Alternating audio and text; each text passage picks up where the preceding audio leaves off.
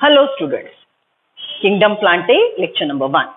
This is a very interesting lesson in which you can see the gradual changes in a variety of plant forms which are present around you. आपने school days में simple evolution के method देखे थे. Evolution happens around you which is not visible, but if you study a major part, अगर आप 1000 साल 10,000 साल ऐसा पूरा एरिया रिलेट करके देखेंगे तो आपको पता चलेगा मंकीज में डेवलपमेंट होते होते होमो सैपियंस बने. स्कूल डेज में आपने क्या सीखा था? Life originate in water, fish, right? Fish become amphibians, amphibian become reptiles, reptile become birds, that is aves, and ultimately we get mammals. So how that gradual changes occur even in plant, that we'll discuss in this lesson, Kingdom Plantae. इसके basics मैंने आपको biological classification ये chapter में भी बताए थे. Biological classification हमने 5 kingdom सीखे थे, याद करो. मैंने ऐसे हाथ बताया था आपको. What is that? Monera, protista, fungi, plantae, animalia. Right? So ये 5 किंगडम है. किंगडम प्लांटे के ये डिविजन्स है जो हमने बायोलॉजिकल क्लासिफिकेशन में सीखे थे, लिविंग वर्ल्ड में सीखे थे. Okay, what we discussed that alga, bryophyte, pteridophyte, gymnosperm, angiosperms are the 5 divisions belong to kingdom Plantae, and we mainly focus on angiosperms. Angiosperms are further divided into subdivisions, that is monocotyledonine and dicotyledonine, right? Okay, so फिर हमने class, family, genus, species, hibiscus का classification सीखा था, right? Solanum tuberosum, solanum मेलोजिनम, ये सब हमने अलग अलग प्रकार सीखे थे. तो वही किंगडम प्लांटे को हमने यहाँ पे डिटेल में सीखना है. Okay, now see the very interesting part that evolution always proceeds from simplicity to complex and most complicated structure. जहाँ पे सिंपल सा एग्जांपल हम ऐसा देंगे कि होमोसैपियन ने सबसे पहले व्हील इन्वेंट किया. ओके, व्हील से हमने एक कार्ट बनाई, फिर बुलक कार्ट बनाई, राइट? व्हील से हमने ट्राइसिकल, बाइसिकल, then automotives बनाए. Isn't it evolution of vehicle? Then we develop ships. Then we develop the vehicle which can even fly. And now we are having a wonderful vehicle which can travel even in space. Okay? So ये क्या है? Wheel से space shuttle तक ये पूरा क्या है? Vehicle का evolution. वैसे ही लाइफ का evolution हमने बायोलॉजिकल क्लासिफिकेशन में सीखा था. थोड़ा सा ब्रीफिंग कर लेते हैं. As I told you, Big Bang happened, right? And all that central mass is dispersing and forming different nebulas. एक नेबुला से एक गैलेक्सी बनी, राइट? हमारी गैलेक्सी मिल्की वे, उसमें हमारा सोलर सिस्टम, वो सोलर सिस्टम में earth is the only planet, mother earth is the only planet which is having appropriate gravities which can hold the atmosphere, air cushion around it, and we have a wonderful thing with us, that is water. Okay, very primitive earth when it was a fireball. Okay, it was a burning ball. Okay, ये ball के अंदर हजारों प्रकार के chemical reactions हो रहे थे. तो ये केमिकल रिएक्शन जब हो रहे थे तो उसमें अलग अलग केमिकल बनते गए और एक वंडरफुल केमिकल बना, दैट इज न्यूक्लियोटाइड. ओके, याद करो nucleotide, deoxyribonucleotide and ribonucleotide. Ribonucleotide से आरएनए बना और डीऑक्सीराइबोन्यूक्लियोटाइड से डीएनए बना. ओके, ये केमिकल इतने इंपॉर्टेंट क्यों है? Because they are the genetic material. They carry the information to regulate life. Okay, याद करो central dogma of life. DNA gives information to RNA, it's assistant. RNA gives information to the protein synthesis and protein are working as enzyme. और हमारे cell के अंदर जितने भी chemical reaction होते हैं वो पूरे के पूरे केमिकल रिएक्शंस ये एंजाइम की वजह से होते हैं. So enzymes are the key factors via which the DNA is regulating. So ये प्लैनेट पे जब केमिकल रिएक्शन होते रहे तो पहले क्या बना? न्यूक्लियोटाइड्स बने. पहला जेनेटिक मटेरियल आरएनए था, फिर मॉडिफाई होके डीएनए बना जो स्टेबल था. डीएनए ने काम करने के लिए आजू बाजू एक मेम्ब्रेन दिलवा दिया, दैट इज प्लाज्मा मेम्ब्रेन. और बना प्रोकैरियोटिक सेल। फिर मैंने आपको एक सिंपल सा क्वेश्चन पूछा था कि खुद का फूड बना के खाना आसान है कि रेडीमेड फूड खाना आसान है? Simple, you know it very well कि रेडीमेड फूड बनाया खाना आसान है। तो पहले प्रिमिटिव प्रोकैरियोट्स जो थे वो अनेरोबिक हेटेरोट्रॉफ थे। फिर आप बोलेंगे मैम फूड आया कहां से? तो ये जो केमिकल रिएक्शंस हो रहे थे उसमें कॉम्प्लेक्स ऑर्गेनिक केमिकल बनते गए। वो कॉम्प्लेक्स ऑर्गेनिक केमिकल को ये ऑर्गेनिज्म ने फूड बोल के यूज किया। So very primitive life form on this planet was prokaryotic heterotrophic anaerobe, right? फिर वो डेवलप होता गया, फूड खाता गया, फूड खत्म होने लगा। जैसे ही फूड खत्म होने लगा तो कुछ ऑर्गेनिज्म ने खुद का फूड बनाना शुरू किया, that is autotrophs evolve. They are either chemoautotrophs और photoautotrophs. फिर फोटोऑटोट्रॉफ में दो प्रकार, जो वाटर यूज करते हैं CO2 plus water giving you glucose, इसमें ऑक्सीजन एवॉल्व होगा, उसको हमने बोला था ऑक्सीजनिक फोटोसिंथेसिस। और एक प्रकार का फोटोसिंथेसिस होता है CO2 प्लस H2S, जो ग्लूकोज बनाता है लेकिन ऑक्सीजन एवॉल्व नहीं करता। ठीक है, सो ये लाइन ऑफ एवोल्यूशन याद है ना, बायोलॉजिकल क्लासिफिकेशन में सीखी थी। First one primitive prokaryotic anaerobic heterotroph, readymade food खाता गया, फूड खत्म होने लगा तो ऑटोट्रॉफ से इवॉल्व हो गए। Chemoautotrophs are most primitive. Okay, then photoautotrophs में अनऑक्सीजनिक ऑक्सीजनिक। जैसे ही ऑक्सीजनिक फोटोसिंथेसिस हुआ तो ये प्लैनेट पे ऑक्सीजन आ गया। तो अभी तक अनएरोबिक रेस्पिरेशन चल रहा था, डोंट मिस, ये प्लैनेट में फ्री ऑक्सीजन नहीं था। तो फ्री ऑक्सीजन नहीं था तो जो भी ऑर्गेनिजम्स थे अनएरोबिक रेस्पिरेशन करते थे, और अनएरोबिक रेस्पिरेशन में एक ग्लूकोज सिर्फ 2 ATP देता है, which is not sufficient to perform variety of life processes. तो ये प्रोकैरियोटिक सेल जो अनएरोबिक रेस्पिरेशन करता था, एक ग्लूकोज से 2 ATP बनाता था, वो बड़ा गरीब सेल था, क्योंकि वो फ्लरिश ना हो पाता था। तो जैसे ही फोटोसिंथेसिस में ऑक्सीजन डेवलप हुआ, ऑक्सीजन बना, तो अर्थ के ऑक्सीजन एटमॉस्फेयर में ऑक्सीजन आ गया और एरोबिक रेस्पिरेशन की प्रोसेस शुरू हो गई। एरोबिक रेस्पिरेशन की प्रोसेस शुरू हो गई। तो एरोबिक रेस्पिरेशन जब आया तो एक ग्लूकोज ने 38 ATP बनाए, एक ग्लूकोज ने 38 ATP बनाए, तो लाइफ रिच हो गया। ओके, तो यहाँ पे शुरुआत आ गई prokaryotic aerobically respiring heterotroph, right. Okay, so ये पूरी बात हुई मोनेरा की। मोनेरा में सबसे प्रिमिटिव आर्कीबैक्टीरिया, देन यूबैक्टीरिया, और फिर आए ब्लू ग्रीन अलगा, सायानोबैक्टीरिया, जो ऑक्सीजनिक फोटोसिंथेसिस परफॉर्म करते हैं। ओके, फिर कुछ प्रोकैरियोटिक सेल एक दूसरे के अंदर रहने लगे और यूकैरियोटिक सेल डेवलप हुआ। And then what happened, eukaryotic cell developed, right. तो ये जो यूकैरियोटिक सेल है वो यूनिसेल्युलर है, तो कौन से किंगडम को बिलोंग करता है? Very correct, protista. तो प्रोकैरियोट से डेवलप हुए eukaryote unicellular. All prokaryotes are unicellular, protist are prokaryotic unicellular, protist are eukaryotic unicellular. And here you get 3 lines of evolution. Protista से हमको 3 लाइन एवोल्यूशन के मिलेंगे, फंगाई, प्लांटे, एनिमलिया। तो यहाँ पे जो फोटोसिंथेटिक प्रोटिस्ट थे कौन है? Chrysophytes, diatom, dinoflagellates, right. इनसे ये लाइन डेवलप हो गई, that is alga, bryophyte, pteridophyte, gymnosperms and angiosperms. Okay, so how plants grow, how plants evolve, and one very important question, why they evolve? Okay, that entire discussion will be there in the lesson. So can you relate the thing with the previous syllabus? Understood, right? So come to kingdom Plantae, evolution of plants. So how and why this evolution occur? The evolution is betterment of life, and every organism will struggle for its betterment, which is based on adaptation.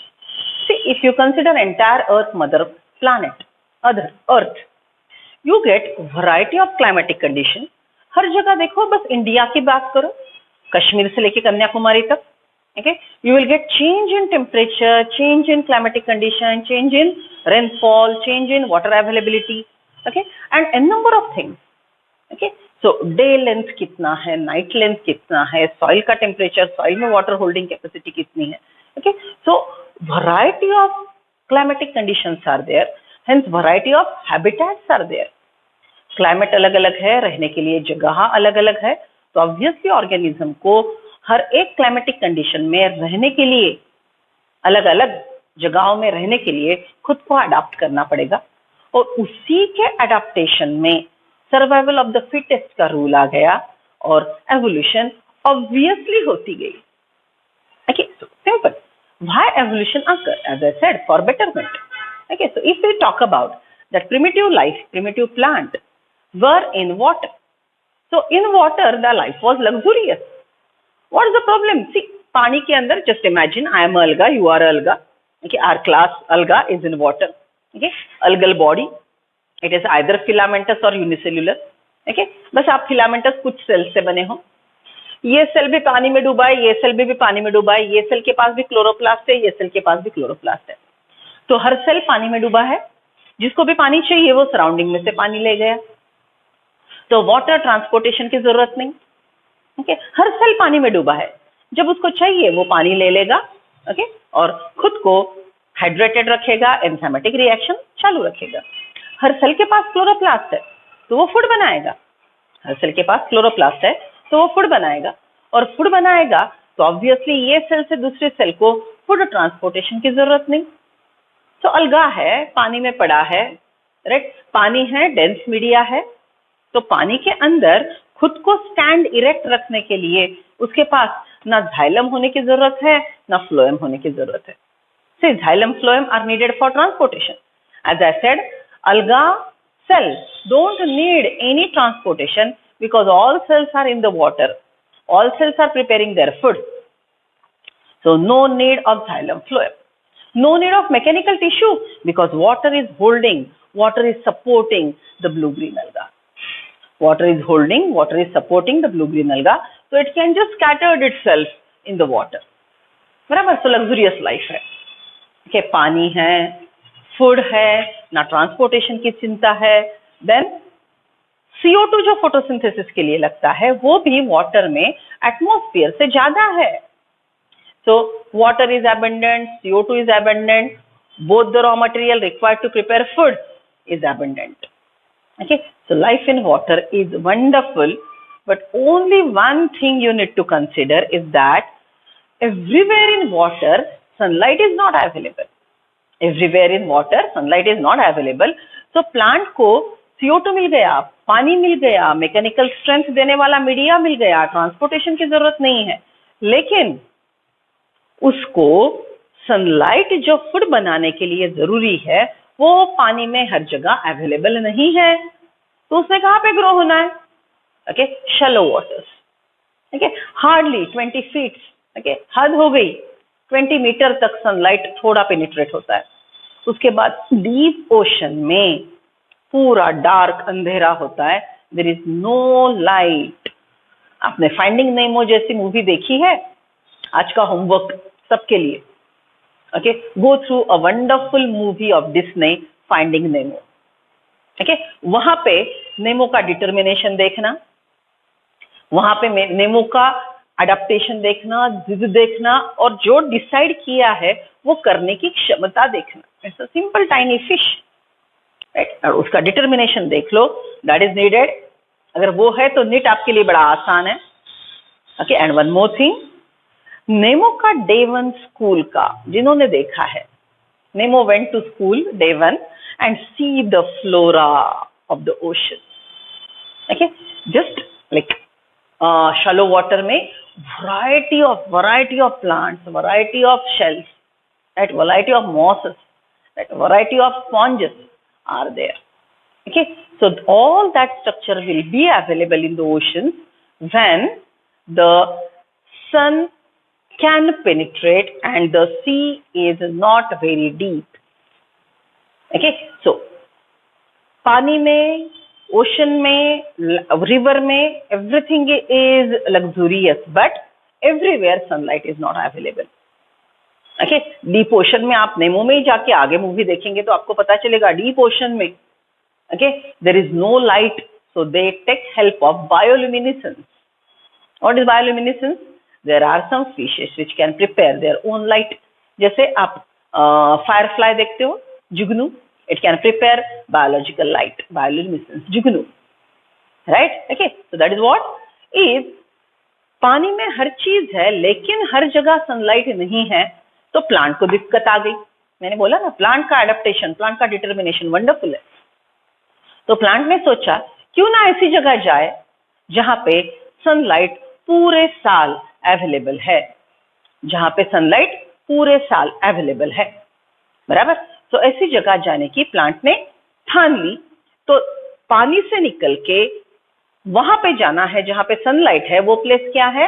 Land. So plant decided to go to land. But ऐसी बात थोड़ी ना है कि bag pack कर लिया, सामान pack कर लिया, पानी से निकल गए, जमीन में आके ओके टेंट बनवा दिया और फिर बाद में घर बनवाया. It's a gradual process. It takes millions of years. Okay, so how was that? First plant ने सोचा चलो पहले एम्फीबियन बनते हैं, मतलब कोस्टल एरिया पे ग्रो होते हैं. एम्फीबियन बनते हैं मतलब कोस्टल एरिया. कोस्टल एरिया मतलब जहां पे जमीन भी है और पानी भी है, ऐसी जगह में ग्रो होते हैं. Those are called amphibians. Okay, so alga जो पानी के अंदर सबमर्ज थे, वो बाहर आके किनार पट्टी, जिसको हम बोलेंगे कोस्टल एरिया बोलेंगे, यहाँ पे आके रहने के लिए उन्होंने खुद को अडॉप्ट कर लिया. And what was that? Bryophytes. So alga are completely aquatic. Alga are completely aquatic. They become amphibians, that is bryophytes. So what we said, alga were aquatic. Okay, so alga की properties हम क्या सीखेंगे? They are aquatic. They are submerged. They are present inside the water. Okay, they are either unicellular or they are fused or even some are colonial form. Okay, so they are basically aquatic. Okay, अब इन्हों को like as I said coastal area पे आना था, तो ये बन गए एम्फीबियंस. ओके, चलो आप ही दिमाग लगाओ. अगर एक्वेटिक प्लांट बॉडी है तो इसको as we said it has no xylem and no phloem, no transportation tissue. It doesn't have roots. पानी के अंदर ही डूबा है तो वाटर एब्जॉर्प्शन के लिए रूट की जरूरत नहीं है. हर सेल ग्रीन है तो डिफरेंट लीफ भी नहीं है और स्टेम भी नहीं है. Isn't it? So अलगा को ना रूट स्टेम लीफ की जरूरत है. All cells are green, all cells are embedded in water, no xylem, no phloem, they are completely aquatic, all cells are photosynthetic, right. ऐसे प्लांट बॉडी को एक simple सा शब्द यूज करते हैं, that is thalloid body. A body which is not having differentiated structure, root, stem, leaf, ऐसे अलग अलग ऑर्गन नहीं है, तो उसको हम क्या बोलेंगे? It will be thalloid body. So alga are aquatic, no xylem, no phloem, no root, no leaf, no stem, and they are completely thalloid body. तो ये पहले आ गए जमीन पे, बन गए एम्फीबियंस. तो उनको रियल रूट बनाने नहीं आए. They cannot. Okay. So obviously what they developed? Something root-like. They develop something root-like, जिसको शब्द है rhizoid. Root-like. याद करो, oid मतलब like. याद है? क्यूब जैसा, cuboid. म्यूकस जैसा, म्यूकॉइड. रूट जैसा, root-like, rhizoid. बराबर? So amphibians, that is bryophyte, have something like root. That is rhizoid. They don't have leaf, no stem, and no xylem or phloem. So isn't it again a thalloid body? लेकिन इनको they are amphibian. Why we call them amphibian? They require salt water as well as soil. दोनों चाहिए. देखिए, दो जमीन को चिपक के ग्रो होते हैं. फ्यू सेल स्ट्रक्चर है, लीफ जैसा है, रूट जैसा है, स्टेम जैसा है, लेकिन true root, true leaf, true stem उनके पास नहीं है. अलगा जमीन पे आने की कोशिश कर रहे हैं, राइट. ओके, फिर इन्होंने अच्छे से रूट्स बना लिए. ओके, स्टेम जैसा स्ट्रक्चर भी बना लिया और लीफ जैसा स्ट्रक्चर भी बना लिया. So it is having well developed body. Along with that, they have primary xylem and phloem. बराबर. अब इनके पास मैकेनिकल स्ट्रेंथ आ गई, जाइलम फ्लोएम आ गया तो मैकेनिकल स्ट्रेंथ आ गई. मैकेनिकल स्ट्रेंथ आ गई तो प्लांट इरेक्ट खड़े रहने की कोशिश करने लगा. ओके, तो ये क्या बन गया? टेरिडोफाइट. ये क्या बन गया? टेरिडोफाइट. तो देखो, अलगा के पास no xylem, no phloem, thalloid body, immersed in water. Bryophytes, amphibian, they need water as well as soil. They grow prostrate, जमीन को चिपक के ग्रो होंगे. इनके पास रूट जैसा, लीफ जैसा, सेम जैसा स्ट्रक्चर है, लेकिन ट्रू कुछ भी नहीं है. और वो जमीन पे गए तो pteridophytes, they are first land plant. जमीन पे आने वाला ये फर्स्ट लैंड प्लांट. ये जो फर्स्ट लैंड प्लांट है टेरिडोफाइट, इसके पास रूट है, स्टेम है, लीफ है, प्राइमरी जाइलम फ्लोएम है, और सबसे इंपॉर्टेंट बात, उनके पास स्टोमेटा है. They have stomata for gaseous exchange, right. Okay, फिर डेवलप हो गए जिम्नोस्पर्म, जिन्होंने एक वंडरफुल डेवलपमेंट किया, रिप्रोडक्शन के लिए सीड बनाया. सेक्सुअल रिप्रोडक्शन के लिए सीड बनाए. ये तो है ही. अब देखो, जैसे मॉडिफाई होगा तो जिम्नोस्पर्म के पास रूट, स्टेम, लीफ तो है ही, राइट. जाइलम फ्लोएम डेवलप्ड वाले है, स्टोमेटा ऑब्वियसली है, क्योंकि टेरिडोफाइट से वो और डेवलप्ड है. और एक वंडरफुल काम उन्होंने किया. What is that? They developed seeds for sexual reproduction, right. Okay, और अल्टीमेट मॉडिफाइड स्ट्रक्चर बन गया, दैट इज एंजियोस्पर्म, जिसके पास फ्रूट के अंदर सीड है. फ्रूट के अंदर सीड है. एंजियो मतलब क्लोज्ड, सीड मतलब स्पर्म.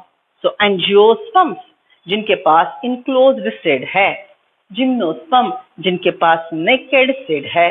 तो ये हो गई लाइन ऑफ एवोल्यूशन. पहले स्ट्रक्चर में मॉडिफिकेशन हुआ, जनरल बॉडी मॉडिफाई हुई. ओके, रूट, स्टेम, लीफ बन गया, स्टोमेटा आ गया. इसने जमीन पे आके खुद को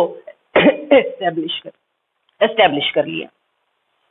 अब नेक्स्ट पार्ट था प्रॉपर रिप्रोडक्शन करना, खुद के स्पेसीज को परपेचुएट करना. तो टेरिडोफाइट को ये अच्छे से नहीं आया, उसने कोशिश जी जान लगा के की. तो सक्सेसफुल सीड बना के खुद का बहुत अच्छा रिप्रोडक्शन करने वाले जिम्नोस्पर्म्स आ गए. जिम्नोस्पर्म के पास root, stem, leaf, developed xylem, phloem भी है, स्टोमेटा भी है, और सीड है, लेकिन फ्रूट नहीं. और अल्टीमेटली कौन बने? एंजियोस्पर्म्स, जिनके पास रूट, स्टेम, लीफ है, फ्लावर भी है सेक्सुअल रिप्रोडक्शन के लिए, एज वेल एज उन्होंने फ्रूट बनाया जिसके अंदर सीड है. Okay, so this is what is the gradual development and evolution. ये बहुत अच्छे से लिख लो.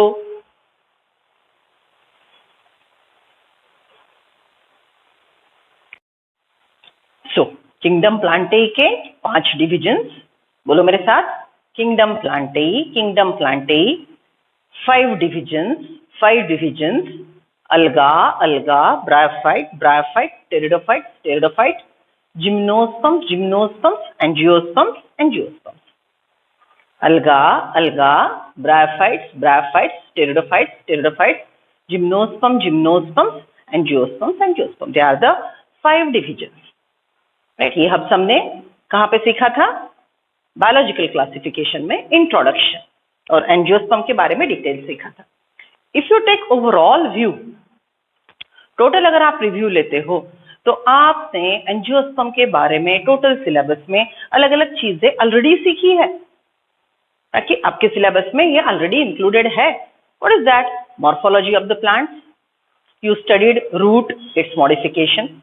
You studied stem, its modification, leaf, main function, modification, and one very important thing which is found in angiosperm only, that is flower. Angiosperms are having seed within the fruit and they are flowering plant. ये definition आपके दिमाग में बहुत अच्छे से बैठी हुई चाहिए. What I said?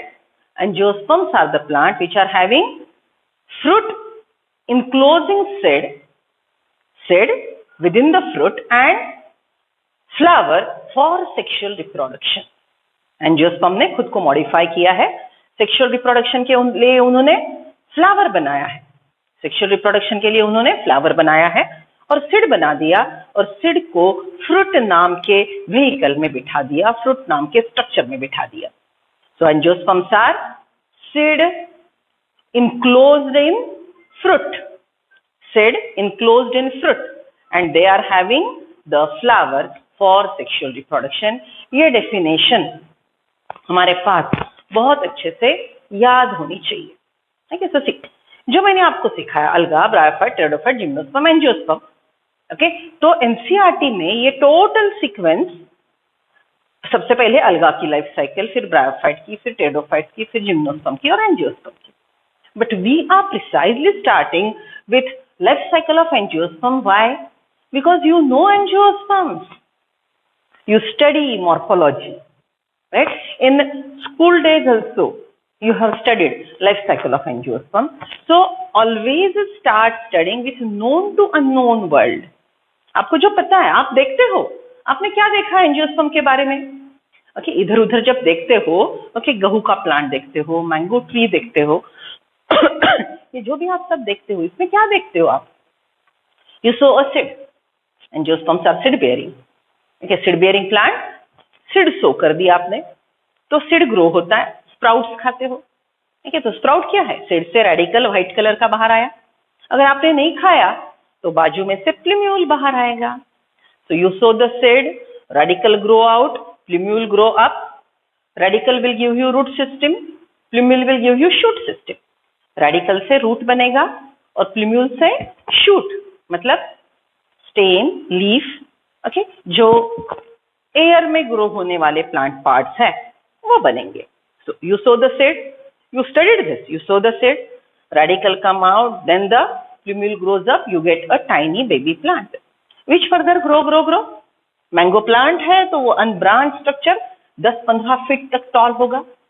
अगर व्हीट का प्लांट है तो वो बस 1-2 फीट, पहले 1 फीट होगा, फिर 2 फीट होगा, राइट। और जैसे ही वो मैच्योर होगा उसको फ्लावरिंग आएगा, ठीक है। सो देखो, सीड सो करने के बाद मैच्योरिटी तक, सीड सो करने के बाद मैच्योरिटी तक वो क्या डेवलप कर रहा है? नए ब्रांचेस, नए लीव्स, नए रूटलेट्स, और वो अपनी खुद की नॉर्मल बॉडी ग्रोथ कर रहा है, ठीक है। फिर रिप्रोडक्शन के लिए तैयार हो गया तो उसने रिप्रोडक्शन के लिए फ्लावर बनाया, राइट, ओके। फ्लावर में पॉलिनेशन हुआ, याद है आपने सीखा था पॉलिनेशन।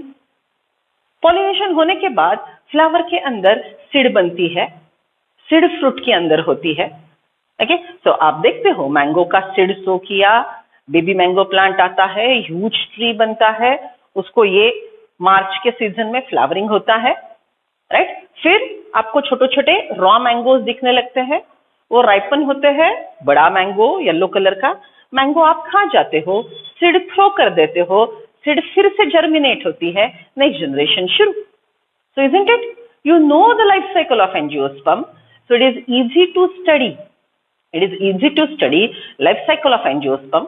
आपके दिमाग में एंजियोस्पर्म की लाइफ साइकिल बहुत अच्छे से बैठ गई, जो रिप्रोडक्शन इन प्लांट्स में भी है ये आपके दिमाग में अच्छे से बैठ गई। तो उसके कंपैरिजन में जिम्नोस्पर्म में क्या लाइफ साइकिल है, टेरिडोफाइट्स में क्या है, और ना दिखने वाले प्लांट ब्रायोफाइट और अलगा की लाइफ साइकिल कैसी है, ये समझने में बड़ी आसानी होगी। So try to digest, it's very easy for you for better understanding what we are doing. जो हमने रिप्रोडक्शन इन प्लांट में सीखा है, जो हमने मॉर्फोलॉजी में सीखा है, वो आधार पे हम सबसे पहले एंजियोस्पर्म की लाइफ साइकिल सीखते हैं, ओके।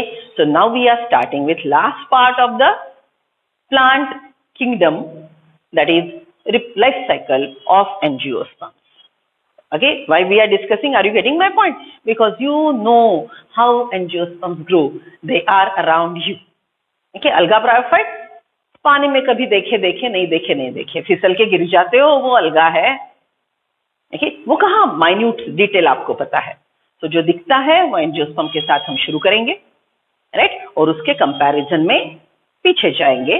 सो सबसे छोटा पानी में ग्रो होने वाला अलगा एक्वेटिक प्लांट, देखिए, जो म्यूकॉइड होता है, पानी के अंदर ग्रो होता है।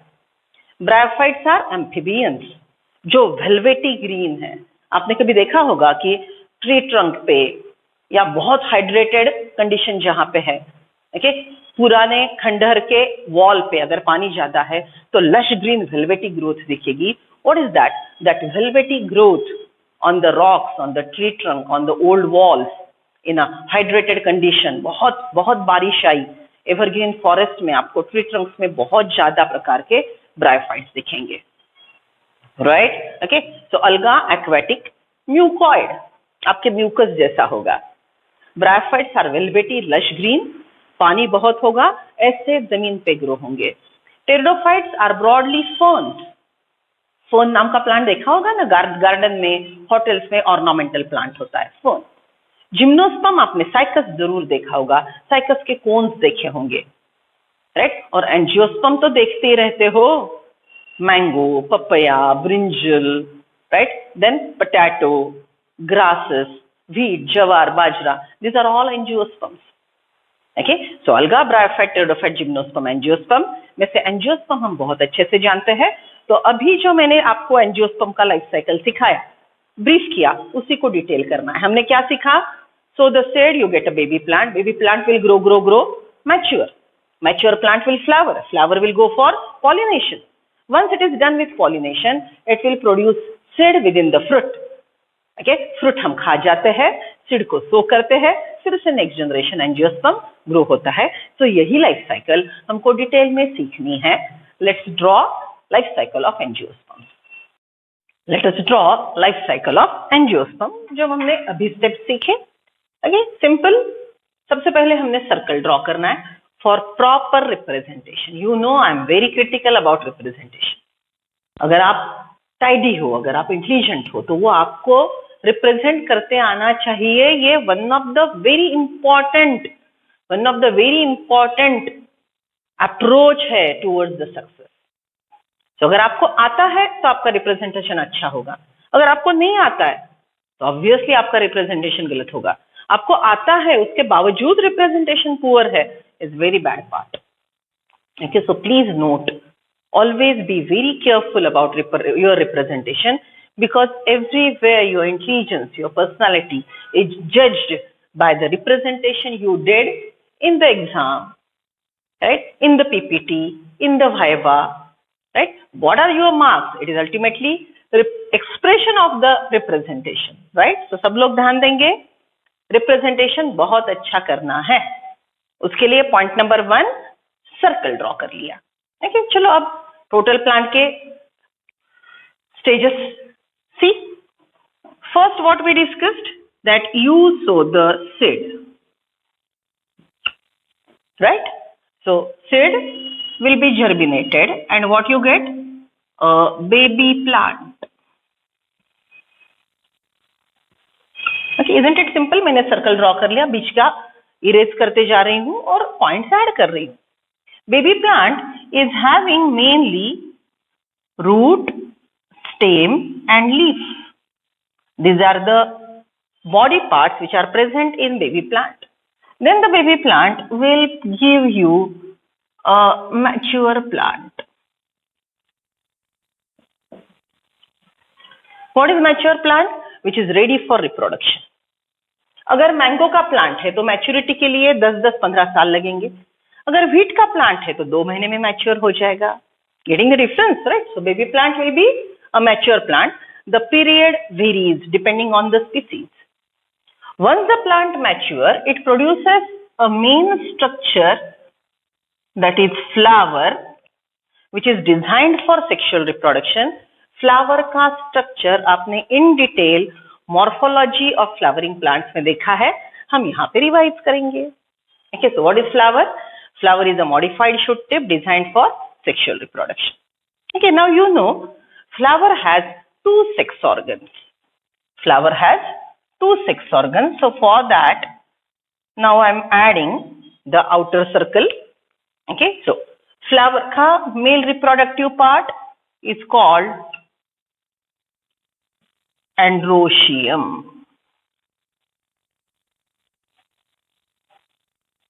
Male reproductive part is androecium, right?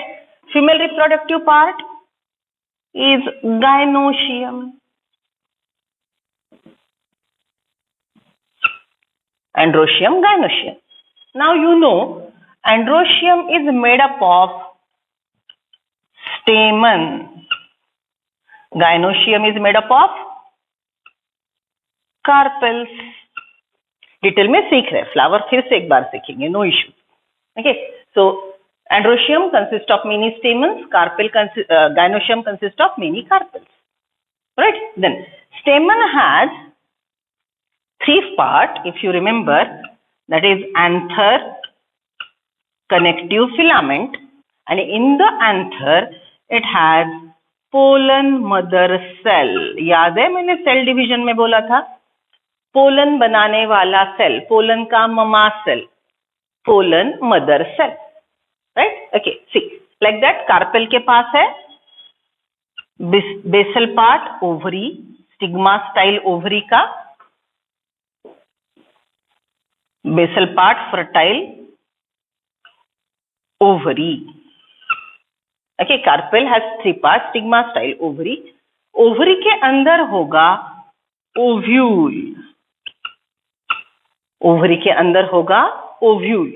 Okay, ये डिटेल में हमने रिप्रोडक्शन इन प्लांट्स में भी सीखना है. So I'll brief here, okay, just to relate the things with morphology of flowering plants and reproduction. Okay, so gynoecium, carpel, ovary, ovule. Gynoecium is group of carpels. Carpel has three parts, stigma style ovary. ovary के अंदर है ovule, right? और ovule के अंदर है megaspore mother cell. ovule के अंदर है megaspore mother cell, MMC. Okay, अब देखो सेल डिवीजन चैप्टर याद करो. पोलन मदर सेल और मेगास्पोर मदर सेल का होगा मियोसिस.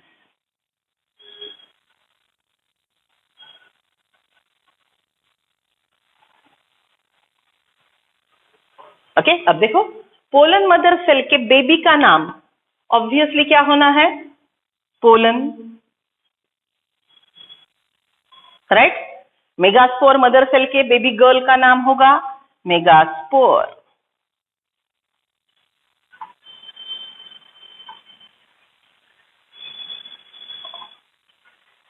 राइट? ओके, अब ये पोलन बनाएगा मेल गैमेट्स.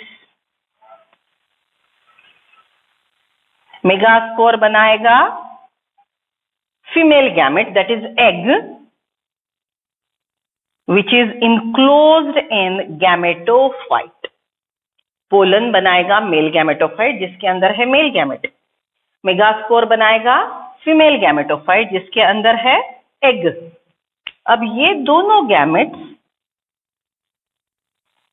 फर्टिलाइजेशन करेंगे. These two gametes will get fertilized to produce next generation zygote. It produces zygote, and zygote will develop into embryo, and embryo is present within the cell. Embryo is present within the cell. So this is a simple life cycle without minute details जो आप जानते हो. I repeat, this is life cycle of angiosperm. You sow the seed, seed will give you baby plant. Baby plant has root, stem, leaf. It will grow to produce mature plant. Mature plant also have root, stem, leaf, but after maturity it will produce a reproductive whorl, that is flower. Right? Flower has 4 whorls, calyx, corolla, androecium, gynoecium. उसमें से 2 essential whorl होते हैं, androecium, gynoecium, जो sexual reproduction में actually participate करते हैं. Okay, androecium का unit है स्टेमन.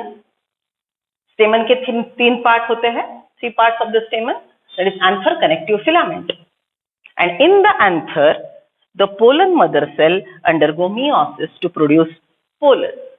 Pollen mother cell undergo meiosis to produce pollen, right? And pollen further gives rise to male gametophyte, and male gametophyte holds the male gamete.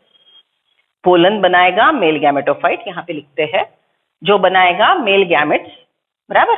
Okay, और male gametes आगे जाके fertilisation करेंगे. Female sex organ gynoecium, its unit carpel, then carpel है stigma style ovary, ovary के अंदर ovule, ovule के अंदर microspore mother cell, जिसका फिर से होगा मियोसिस और आपको मिलेगा female gametophyte. Female gametophyte hold egg. Mail gamete, female gamete undergo process of fertilization to produce zygote. Zygote divide, redivide to form few cell structure embryo, right? And embryo is included in the cell. Okay, so याद करो, हमने एक बार just explain करते हुए बोला था कि मूंगफली की सिंग, मूंगफली की सिंग, व्हाट इज दैट? फ्रूट. मूंगफली के सेल के मूंगफली का जो लेग्यूम है, शेंग है, उसके अंदर का रेड जो मूंगफली का दाना है, रेड दाना इज द सीड. उसका रेड छिलका निकाल दिया आपने, रेड छिलका निकाल दिया तो क्या बचेगा? सफेद मूंगफली का दाना.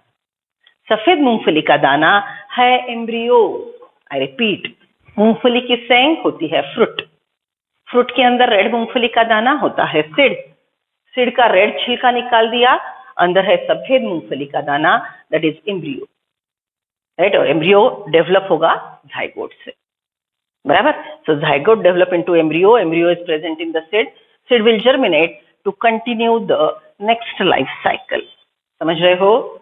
सो ये सिंपल लाइफ साइकिल है जिसमें मैंने डबल फर्टिलाइजेशन की प्रोसेस अभी ऐड नहीं की. ओके, ऐड करते हैं नेक्स्ट लेक्चर में. यही प्रोसेस को बोलते हैं life cycle of angiosperms. Okay, ये टोटल जो हमने लिखा है यही है लाइफ साइकिल ऑफ एंजियोस्पर्म. बस एक बात ऐड कर दूं, मैंने ब्लैक पेन से जो लिखा है it is all diploid structure. Black pen से जो मैंने लिखा है it is all diploid structure. 2n, this is 2n, this is 2n, 2n. याद है मैंने आपको क्या बोला था सेल डिविजन सिखाते वक्त? It is important for next chapter kingdom plantae as well as reproduction in plant. वहां पे मैंने आपको एक जुगाड़ू बात बोली थी. The structures which are visible to naked eyes, the structures which are visible to naked eyes are made up of diploid cells. Okay, so ये पूरा ब्लैक पेन से जो मैंने लिखा है PMC MMC तक, ये आपको नेकेड आईज में फ्लावर में दिखेंगे. फ्लावर आपको नेकेड आईज में दिखता है. कैलिक्स, करोला, एंड्रोशियम, गाइनोशियम, उसका एंथर, उसका ovary, everything is visible bye naked eyes, but it is जुगाड़. The structures which are visible to naked eyes are made up of diploid cells. Last diploid cell, pollen mother cell, megaspore mother cell, will undergo meiosis. And blue pen से जो मैंने लिखा है, blue pen से मैंने जो लिखा है, that is a haploid structure. बराबर? तो देखो, meiosis के बाद डिप्लॉइडी खत्म हो गई, हैप्लॉइडी शुरू हुई, और फर्टिलाइजेशन की वजह से